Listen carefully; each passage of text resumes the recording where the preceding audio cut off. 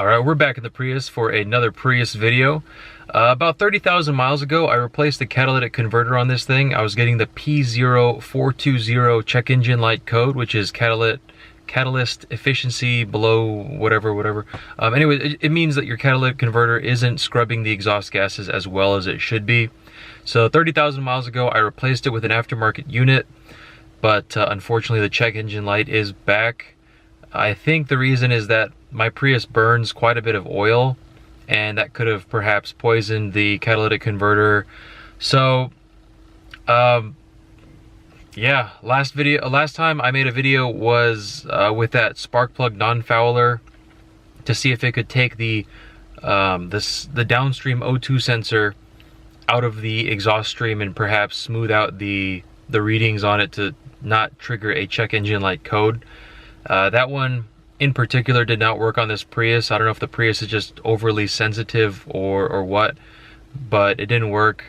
So now that I know the catalytic converter is actually fairly recently replaced, I'm gonna go ahead and try something similar with one of these things. So you can get this online. It's called an O2 sensor spacer, and this 90 degree is just so that it can fit in the tighter spaces a little bit easier, but it's pretty much the same idea. It's just taking the O2 sensor out of the exhaust stream to smooth out the reading. So it has that little hole to allow a little bit of exhaust gas to reach the sensor, but not a whole lot. I'm gonna go ahead and try and throw it on this Prius, second gen Prius, and see if anything changes.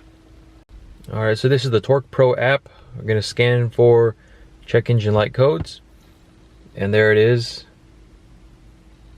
If it'll read it, if it'll focus.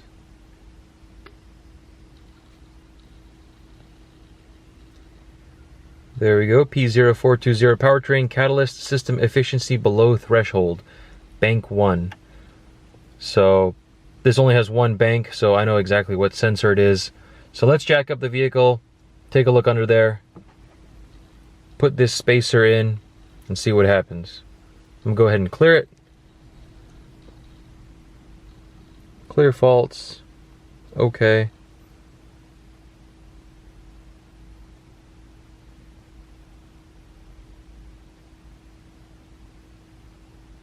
Check engine lights out. Turn off the vehicle, and we'll put that spacer in. Alright, so here's where the secondary O2 sensor would normally sit. I've put the 90 degree elbow in there. Here's the O2 sensor itself. It's fairly easy to remove. You just unscrew it from up there, and then you'd pull up the carpet in the passenger footwell, and the plug for the O2 sensor is right there, at least on this second gen Prius. So I'm gonna go ahead, screw this thing into there, plug it back in, and that's literally it. There we go, O2 sensor in, up into the body. Super simple. This is literally taking like 3 minutes to do.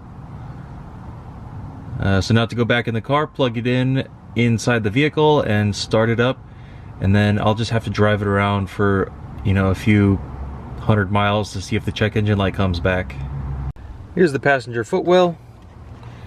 Just pull up on this carpet. You may have a little fastener here. I did not, but if you do, remove that, and you don't have to put it back in. The carpet stays in place pretty well without it. Here's the plug from the O2 sensor. Just plug that in right there. Let it sit in its little groove. Fold the carpet back down.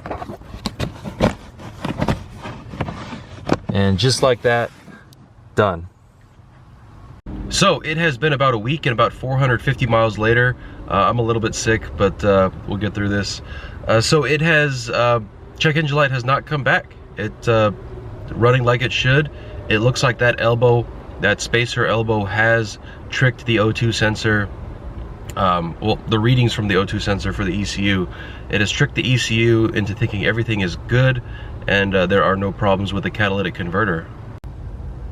So you could just see right there, malfunction indicator light off for the last 452 miles, and that's just when I cleared the codes and installed that O2 spacer elbow for the catalytic converter.